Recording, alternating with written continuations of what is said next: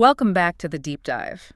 This is the place we try to, cut through all the noise and really get to the heart of what makes us tick, what drives human behavior. And today we're tackling something that, it often brings up a pretty strong gut reaction for a lot of people. Selling. Exactly, selling. That word itself can feel loaded, can't it? It really can. Yeah. You hear sales, and often the first image that pops into your head is that stereotype, right? The pushy salesperson, maybe high-pressure tactics, manipulation even. Yeah, it triggers that feeling of mistrust, maybe. And if you're the one doing the selling, oh boy, that fear of rejection can be huge. Absolutely, and that's precisely why we need to unpack it. So the title for this deep dive is Sales Psychology, How to Sell Anything in 2025. But really, what we want to get into today is how we're all selling all the time. You sell an idea in a meeting, right? You sell your skills in a job interview, even sell your family on, I don't know, where to go for dinner. It's this constant exchange of value. It is. And our mission today, really, is to show that effective selling, the kind that actually works long-term, isn't about those pushy tactics. It's not manipulation. It's about understanding people. It's about a deep, genuine understanding of what motivates people. We're going to try and uncover let's call it the psychology of money that's kind of hidden behind every single successful exchange. Okay, and that fear of rejection you mentioned, it's so potent because selling often feels intensely personal, doesn't it? Oh, definitely. I actually have this vivid memory. I think maybe some listeners might relate. I was, 22? Young. Anyway, trying to sell ad space for this little arts magazine I'd helped start up. Right. Passion project. Total passion project, pure enthusiasm, absolutely zero sales training, zero polish.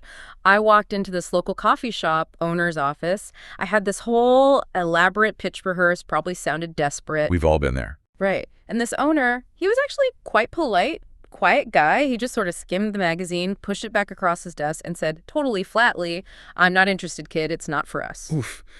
Simple words, but the impact. Oh, the impact was huge. I still remember it. Just this wave of heat, shame, the adrenaline just vanishes. And the thing is, it didn't register as him rejecting the magazine or the price. It felt like he was rejecting you. Exactly. It felt like a judgment on me, like, you failed, you're worthless.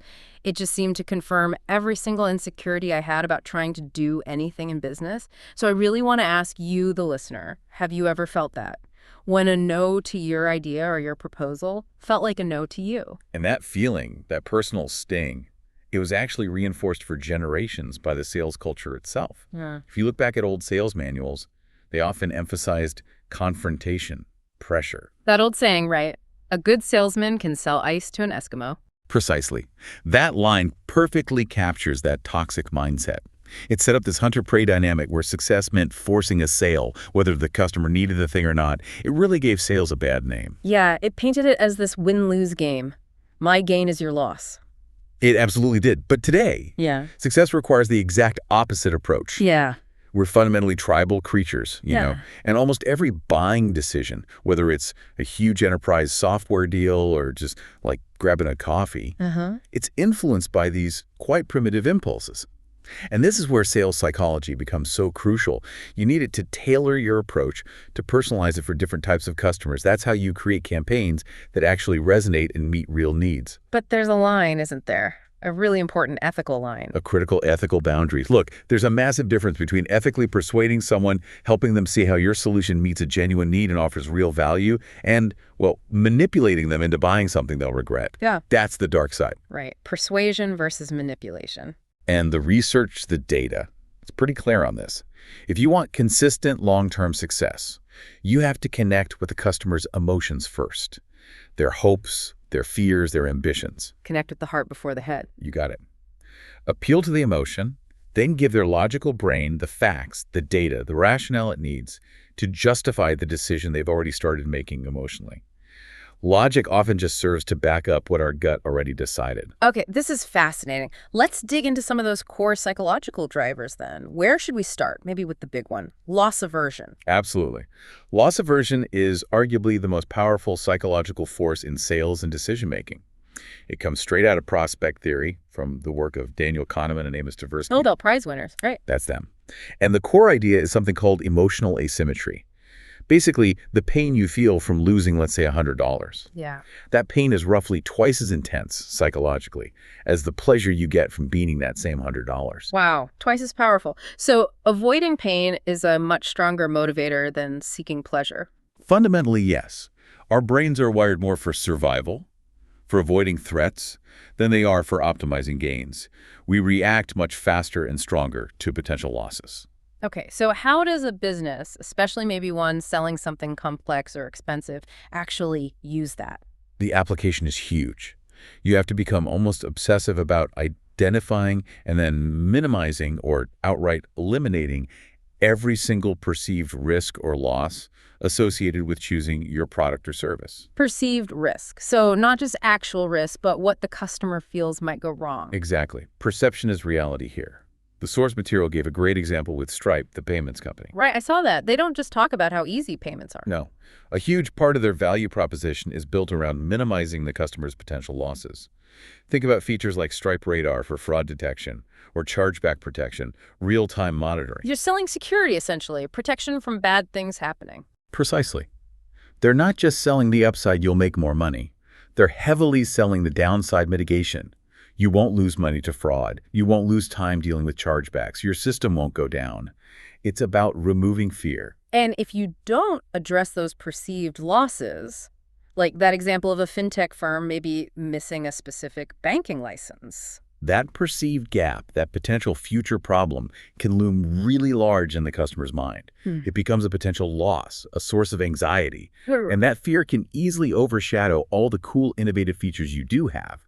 You absolutely have to address that fear head on. And this plays out directly in sales conversations too, right? When customers push back, raise objections. Oh, absolutely. Customer resistance, those objections you hear, they often aren't really about the price of the gain you're offering. They're usually focused on the cost, the pain of the change itself. What kinds of costs? Things like potential disruption to their current way of doing things, the actual costs of switching over, implementation risks, what if it goes wrong? Or maybe the hassle of their team having to learn a new system, that learning curve. These are all perceived losses. So a good salesperson needs to anticipate those fears. A skilled sales professional needs to map out those potential losses, almost like hazards on a trail, and then actively show the customer how they'll mitigate each one. You have to make the path of change feel safer, less risky than just staying put with the problems they already have. Okay, so loss aversion is the engine driving us away from pain. Yeah. How does the framing effect fit in? That's about how you present the information, right? Exactly. Framing is incredibly powerful because it kind of bypasses pure logic. The way you present information, the frame you put around it, dramatically influences the decision, even if the underlying facts are identical. Like the classic example with food labeling. That's a perfect one. Attribute framing. Yeah. Is the yogurt 90% fat-free, or does it contain 10% fat? Logically, it's the same thing. But emotionally, it feels totally different. Totally. 90% fat-free frames it as a gain, you're getting freedom from fat. Contains 10% fat. Frames it as a loss, or at least ingesting something maybe undesirable. Guess which one sells better? The positive frame, the gain. Almost always. And this isn't just about words. It works with numbers and pricing, too. Remember the printer example? Yeah, the $250 printer versus the $500 printer, that's 50% off. Same final price. Right. But psychologically, they're miles apart. With the second offer, the customer's brain anchors on that higher initial price, the $500. Anchoring. We'll come back to that. We will. But here, that anchor makes the $250 discount feel like a huge immediate saving, a $250 gain. It's perceived as much better value than just seeing a $250 sticker price from the start.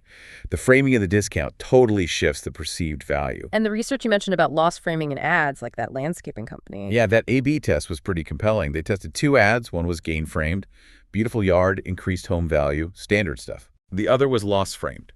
Is your overgrown yard lowering your property value? Much more direct, taps into that fear. And the loss-framed one performed better. Significantly better. It got 24% higher click-through rates. The threat of losing existing value, of their property value going down because of neglect, was just a much stronger motivator than the potential gain of having a nicer yard. It shows how you can design language to tap directly into that loss aversion. Which leads us nicely into the endowment effect. This comes directly from loss aversion, doesn't it? It does. The endowment effect is this fascinating quirk where Once we feel like we own something, even if it's just temporarily or even theoretically letting go of it, feels like a real tangible loss. So just feeling ownership makes it more valuable to us. Instantly. Our internal valuation of something we possess or feel we possess shoots up way beyond its objective market value. We become attached. Okay, so how do businesses ethically create that feeling of ownership? It sounds like it could edge towards manipulation if you're not careful. That's the ethical tightrope, absolutely. It's only manipulative if the product or service ultimately doesn't deliver value. If it does deliver, then using the endowment effect is just smart psychology. So how do you trigger it? You trigger it through things like access, mental investment, and sometimes physical possession. Think about the freemium model, like Revolut offering a free basic account, or almost any size company offering a free 14-day trial. Right, you sign up, maybe upload some data, start playing with it. Exactly. The moment you do that, you've invested time and mental energy. Yeah. You've started integrating it into your workflow, even just in your head. You've begun to own that space. You're invested. You are. And just having that account, even the free limited version, increases its perceived value to you. This is huge for retention.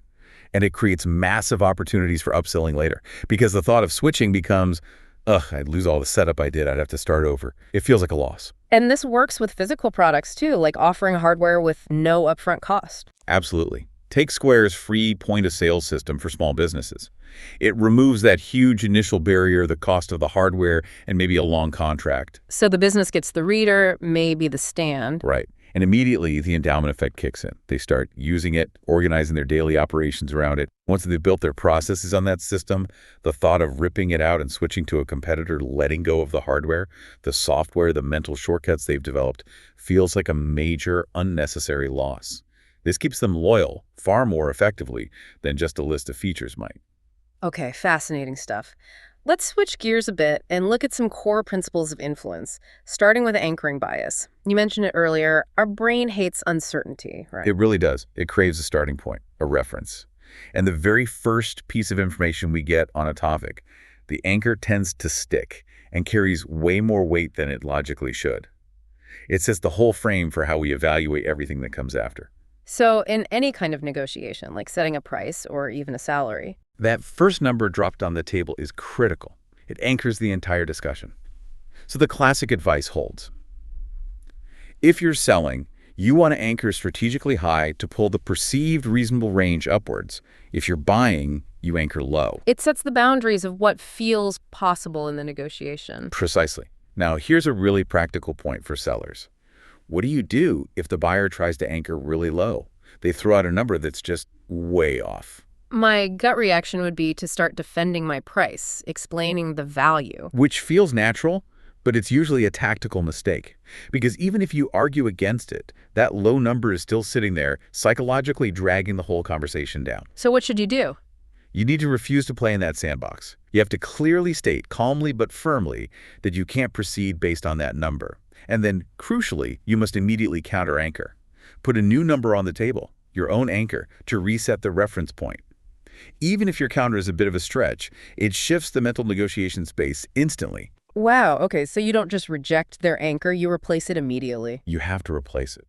You're fighting psychology with psychology. And this idea of anchoring can get even more sophisticated, something called contextual anchoring, or the decoy effect. Ah, yes, the decoy effect. This is where things get really subtle and, frankly, quite clever.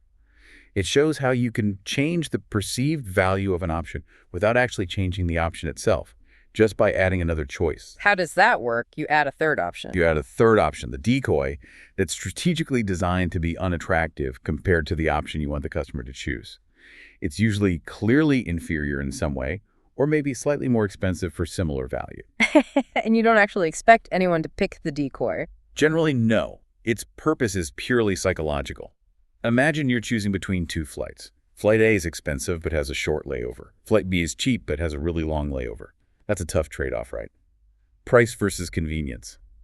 Our brains kind of struggle with that direct comparison. Okay, makes sense. Now, let's introduce decoy Flight C.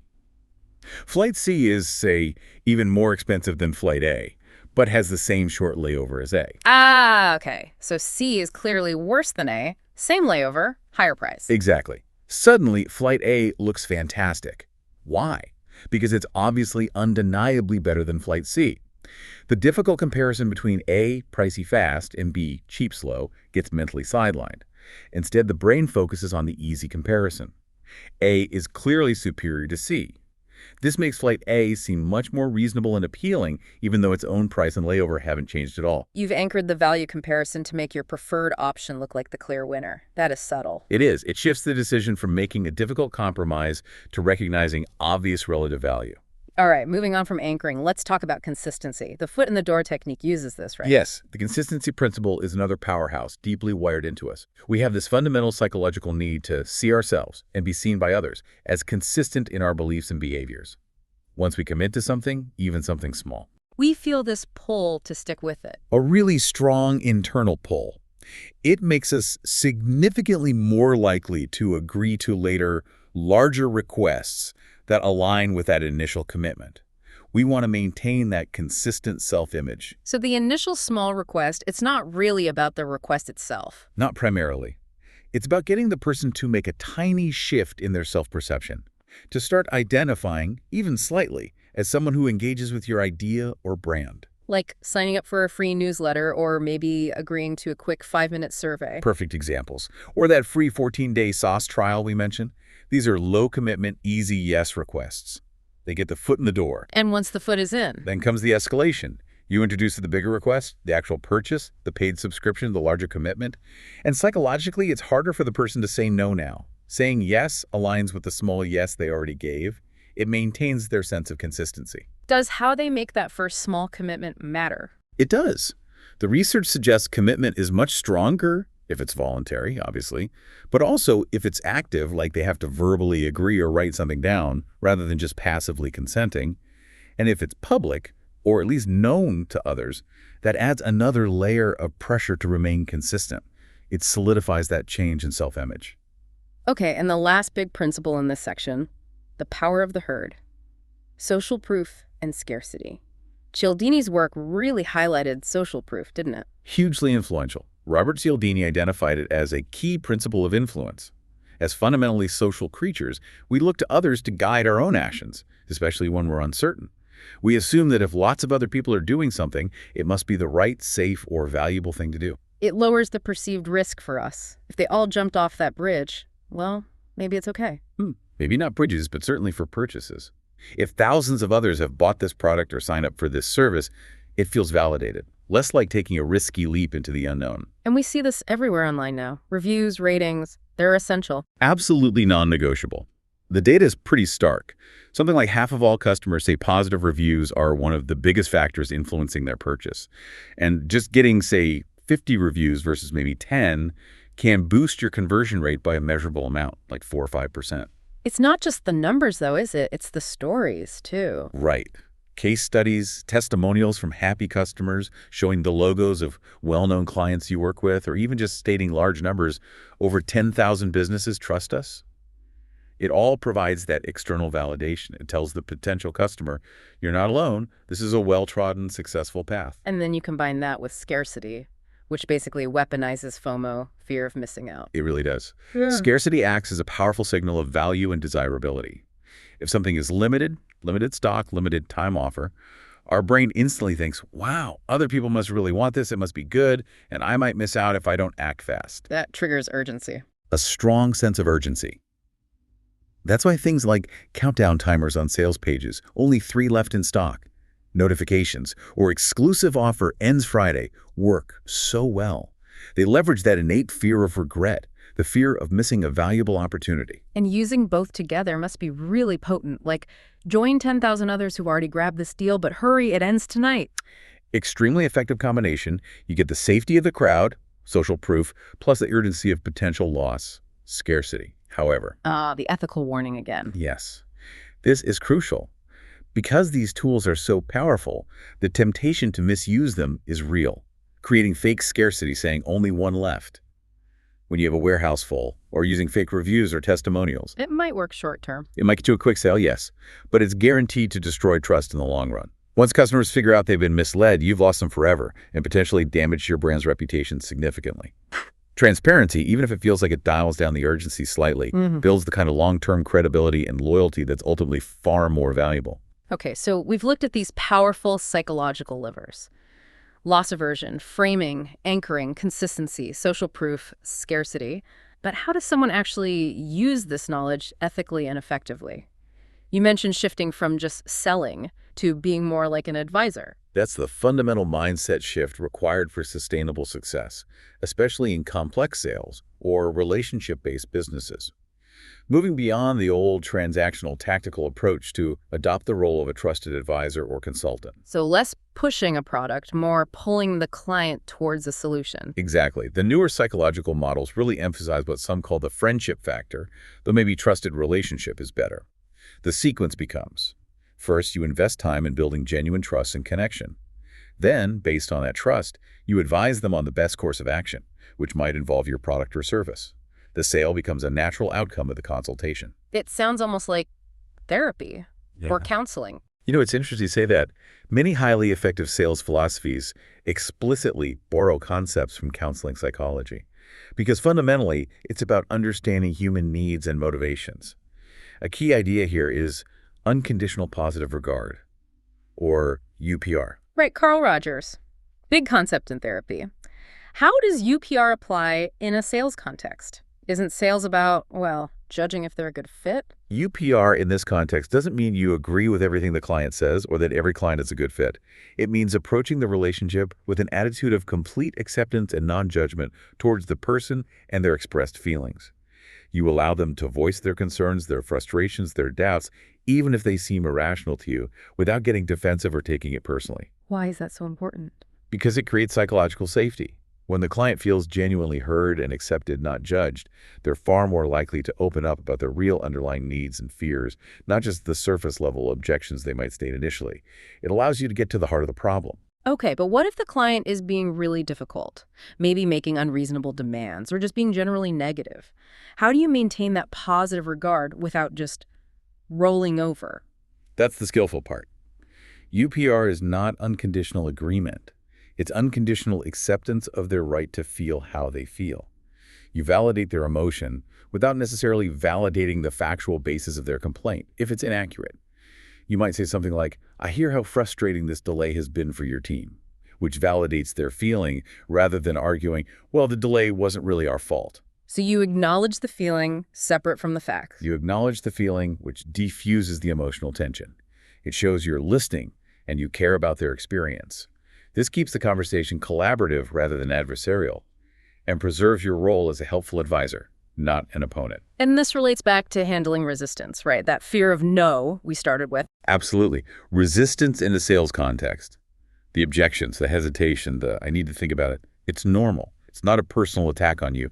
It's often just a natural part of the dynamic between someone potentially offering something, supply, and someone potentially needing something, demand. So don't take it personally. Easier said than done, but crucial. The antidote is twofold.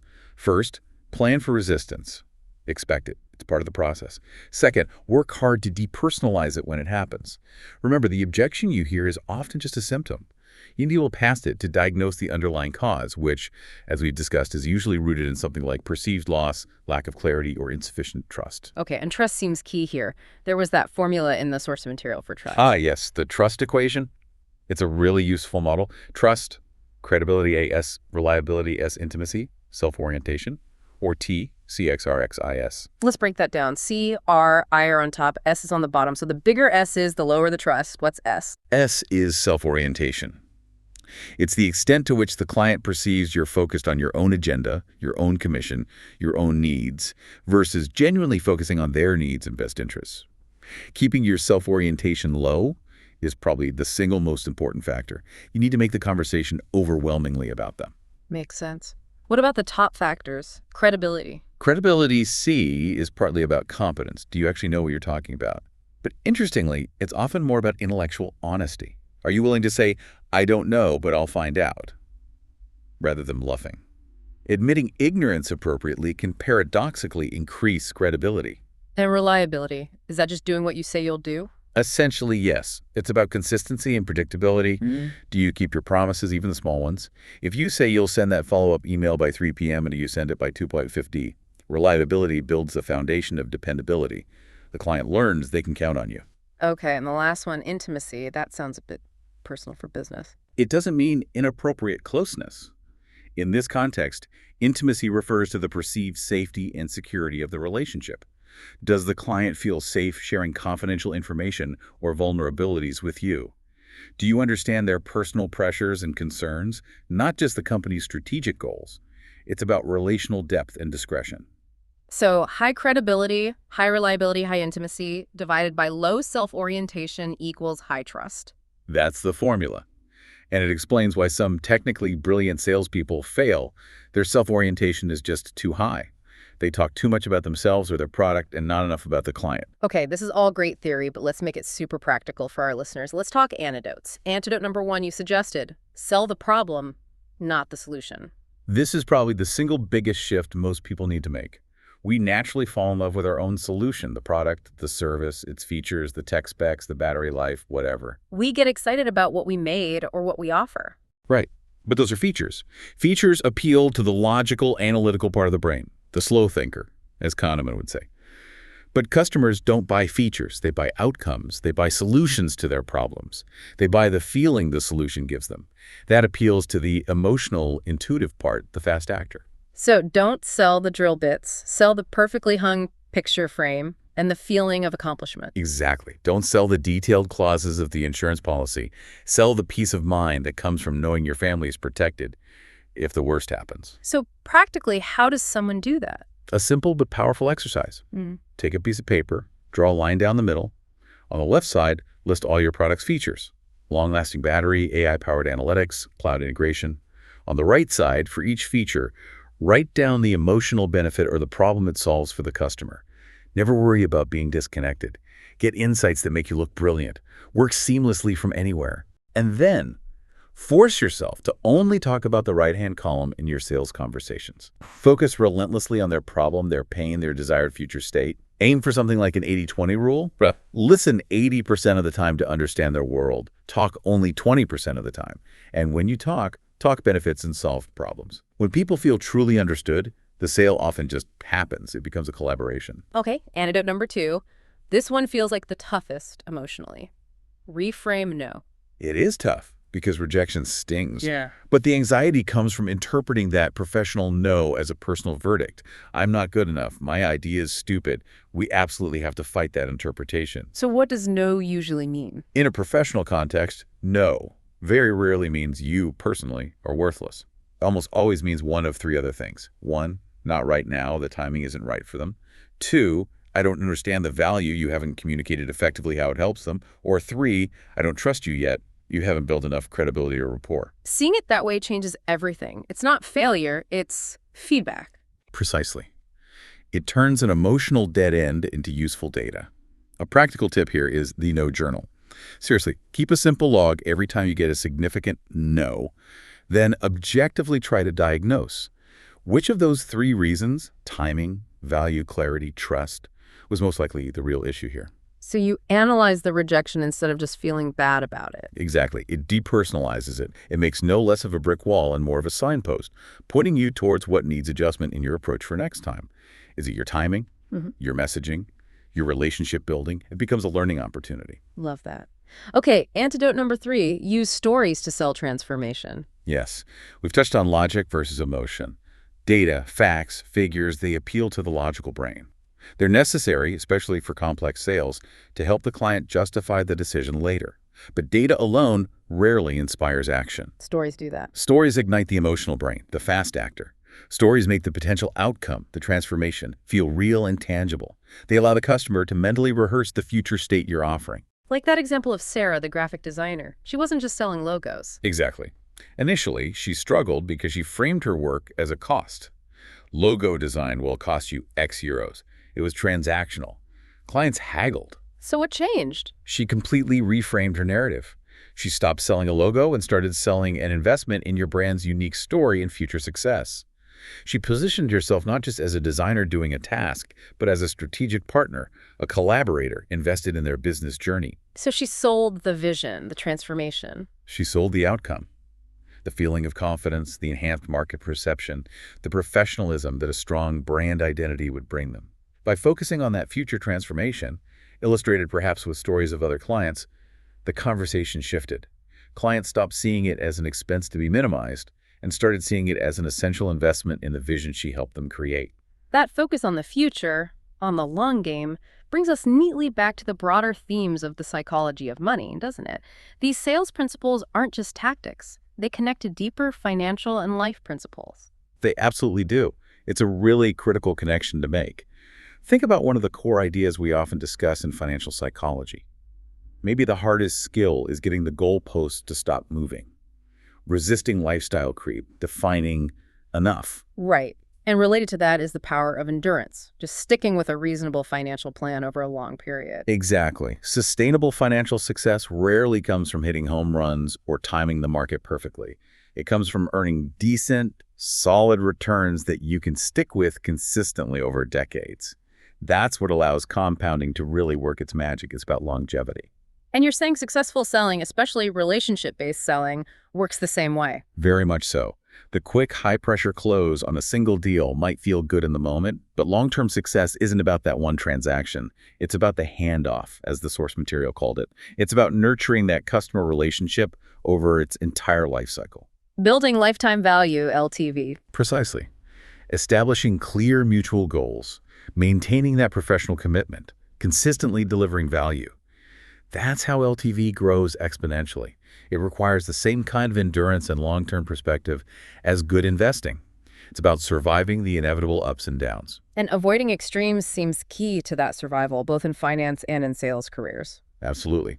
Using these psychological principles ethically helps build a more resilient business or career. It means you're less likely to be forced into desperate, short-sighted actions because you've built a foundation of trust and value. We should aim to be reasonable in our expectations and our approach, not coldly rational or wildly optimistic. Like avoiding the trap of thinking you need to work 80 hours a week forever for maximum income, or the opposite trap of thinking you can have total freedom with minimal effort. Neither is usually sustainable. Exactly. Both extremes are fragile. They often lead to burnout or regret, which forces you off your long-term plan, destroying the compounding effect. The real goal, the highest dividend that both money and a successful ethical sales career can pay, is independence. Control over your time. Control over your time. Having options. Using sales psychology responsibly helps secure the value you offer, which builds financial robustness. This allows you to pursue a more moderate, sustainable path, maybe moderate income, moderate savings, moderate free time, a path you can actually stick with long enough for real success to build. It helps you avoid future regret. Okay, so let's try and pull all these threads together as we wrap up this deep dive. We started with that common anxiety around selling, that pushy salesperson image. We saw how much of that comes from misunderstanding the underlying psychology. We explored powerful cognitive biases, things like loss aversion, the way framing changes perception, how anchoring sets expectations, the pull of consistency, and the influence of social proof and scarcity. And the big realization, maybe, is that the real psychology of money applied to sales isn't about tricking people out of their cash. Not at all. It's understanding that you're not just selling a thing, a product. You're offering a potential future, a solution to a pain, a transformation, or maybe the removal of a significant risk. You're not really asking for money. You're inviting them to make an investment in something valuable, hopefully mutually valuable. And perhaps the most significant shift is internal for the person doing the selling. It's moving away from fear. It really is. Selling, when approached ethically and skillfully, becomes an act of deep empathy. Understanding these psychological drivers doesn't make you manipulative. It makes you more perceptive, a better listener. The fear of rejection can genuinely transform into a curiosity, a desire to understand the other person's world and see if you can genuinely help. It builds confidence based on real value. So thinking about our financial lives and our professional lives. They're deeply connected. Our financial health is tied to the value we create and exchange. So understanding and actively improving your relationship with the concept of selling, whether it's ideas, skills, or products, is ultimately about improving your relationship with your own value and the contribution you make to the world. Okay, so to leave our listeners with something to think about this week, what's the final provocation? Maybe it's this. Strive to be reasonable, not coldly rational, in your finances, in your career, in your sales approach. Cultivate a sensible optimism about the future. Believe good things are possible. But temper that with a healthy, realistic paranoia about the tangible risks and obstacles that could prevent you from getting there. So, hope for the best, prepare for the challenges. Pretty much. That balance, optimistic long-term vision combined with careful short-term risk management, that's the foundation for endurance. And endurance, as we've seen, is arguably the secret ingredient for long-term success, whether you're investing in the market or investing in relationships with your customers.